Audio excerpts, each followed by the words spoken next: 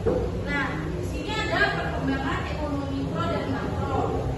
Ekonomi mikro berkembang dengan fokus pada perilaku individu, rumah tangga, yang tadi kita bilangnya hanya fokus ke hal-hal yang kecil saja.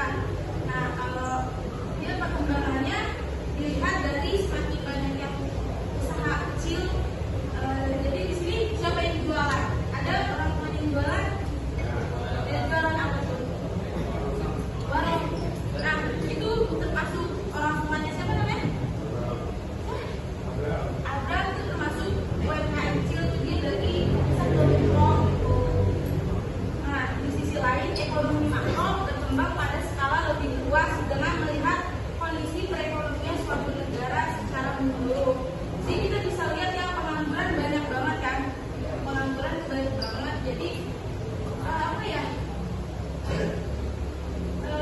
Banyak yang pengangguran tuh jadi kayak pemerintah kan juga banyak banget yang membuka lapangan pekerjaan kan, nanti namanya sedikit aja lapangan pekerjaan, jadi pengangguran lebih banyak.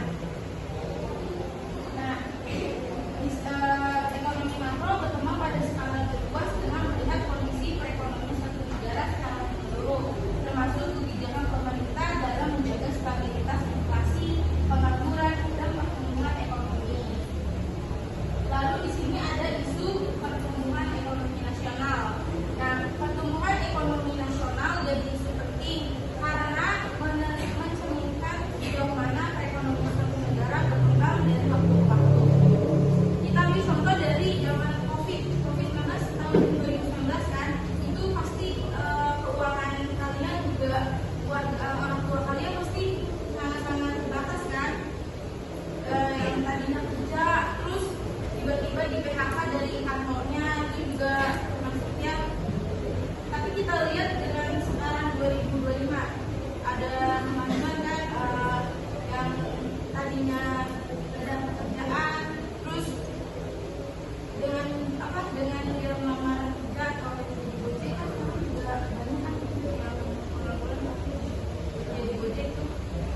Itu juga satu perbedaannya dari waktu dari zaman COVID, kita tahu sendiri gimana susahnya nyari duit, terus dia sekarang jadi alhamdulillah semakin baik.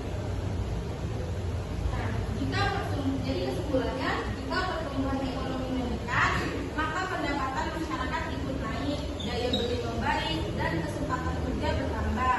Namun, kalau pertumbuhannya melambat, dampaknya bisa berupa pengangguran lebih tinggi, daya beli menurun, hingga kesejahteraan masyarakat terhambat. Nah, itu saja materi yang akan saya sampaikan. Jika ada ingin bertanya, silakan. A few moments later.